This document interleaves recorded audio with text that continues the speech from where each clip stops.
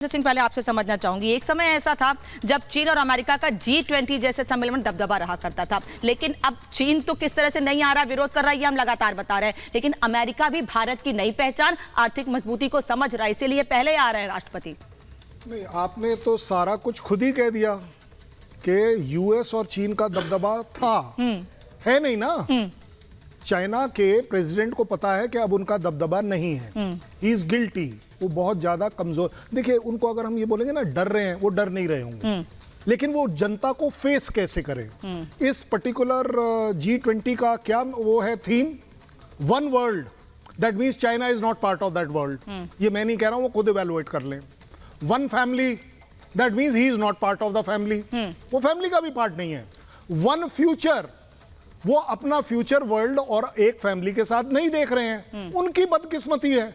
देखिए, इस बात को बड़े प्रैक्टिकली लेना चाहिए कि वो इस पर्टिकुलर फंक्शन का बायकॉट अफोर्ड नहीं कर सकते, इसलिए उनके प्राइम मिनिस्टर आ रहे हैं, कम है ज्यादा है वगैरह वगैरह।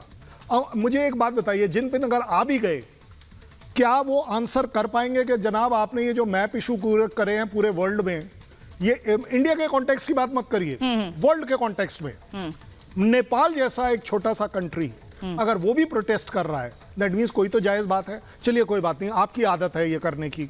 भाई साहब, हर बार नया मैप।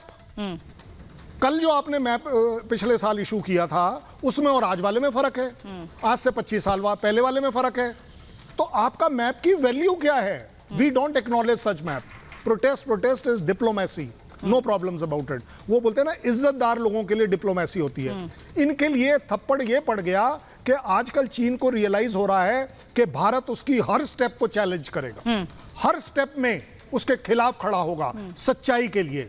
जिनपिंग साहब, आप इसलिए नहीं आ पा रहे हैं क्योंकि आप सच्चाई के साथ नहीं है। सच्चाई के साथ नहीं है रविंद्र सर, सच्चाई के साथ भी नहीं है, और जैसा कि सर भी कह रहे हैं कि अब दुनिया को फेस नहीं दिखा सकते हैं अपना, क्योंकि बार बार वो एक प्रोपेगेंडा फैला रहे हैं गलत मैप दिखा के, और अब तो दुनिया के देशों ने भी विरोध करना शुरू कर दिया है चीन का, उसके मैप का भी और चीन का भी।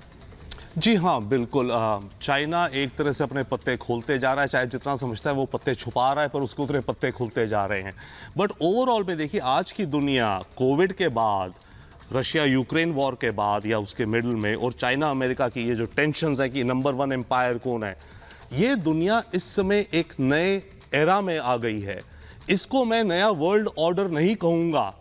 वर्ल्ड ऑर्डर होता है, मैं छोटा सा लाया हूँ आपके कैमरा अगर दिखा पाए, ऑर्डर 2020 से पहले दुनिया एक ऑर्डर में थी एक तरह से। आज की दुनिया में बन रहा है एक, जिसे हम कहेंगे न्यू वर्ल्ड मैट्रिक्स। इसमें देश अलग अलग पार्टनरशिप्स बना रहे हैं, अलग अलग अलायंसेस बन रही हैं इत्यादि। इस सारे वर्ल्ड मैट्रिक्स में चाइना अलग थलग पड़ता जा रहा है अपने ही बिहेवियर के कारण। अब जहां तक रही बात भारत की, और ये जो G20 हो रहा है, डेफिनेटली यस, इसमें अच्छा शी जिनपिंग नहीं आ रहे हैं, क्योंकि भारत को कुछ हद तक फ्रीडम ऑफ जो भी कहिए आप मिलेगा हमें, फ्रीडम तो अलग बात, अपने आप को और मजबूत, अपने आप को हम और मजबूत दिखा सकते हैं, अपॉर्चुनिटी है। और बाइडेन की जहां तक बात है, देखिए बाइडेन ने आने से पहले कहा है, मैं जा रहा हूं टू रीअफर्म की G20 की इंपॉर्टेंस है, क्योंकि दुनिया में आज की तारीख में मल्टीपोलैरिटी बढ़ रही है। बाइडेन और अमेरिका भी समझ रहे हैं कि जैसे ब्रिक्स हुआ था, भी अलग अलग जो ये समीकरण बन रहे हैं, अगेन ये जो वर्ल्ड मैट्रिक्स बन रहा है अलग अलग, इसमें अमेरिका को भी अब पार्टिसिपेट होना पड़ेगा। ये नहीं कि अमेरिका एक वर्ल्ड ऑर्डर में इस पिरामिड के ऊपर बैठा हुआ दुनिया चला रहा है।